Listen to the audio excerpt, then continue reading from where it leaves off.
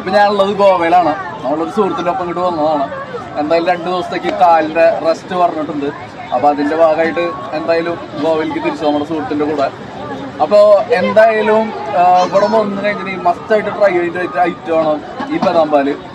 ഇത് നമ്മുടെ മഡ്ഗോവയിലുള്ള ബസ് സ്റ്റാൻഡിന്റെ നേരെ ഓപ്പോസിറ്റ് ആണ്. സൂപ്പർബാണ്. കാരണം എന്ന് പറഞ്ഞിട്ടുണ്ടെങ്കിൽ ഈ ഒരു ടേസ്റ്റ് എന്ന് പറഞ്ഞിട്ടുണ്ടെങ്കിൽ എൻ്റെ ചെറിയ പ്രായത്തിൽ ഞാൻ എക്സ്പീരിയൻസ് ചെയ്തിട്ടുള്ള ഒരു ടേസ്റ്റാണ്. അതിപ്പോൾ വീണ്ടും എക്സ്പീരിയൻസ് ചെയ്യുമ്പോൾ സൂപ്പർ ഫീലാണ്.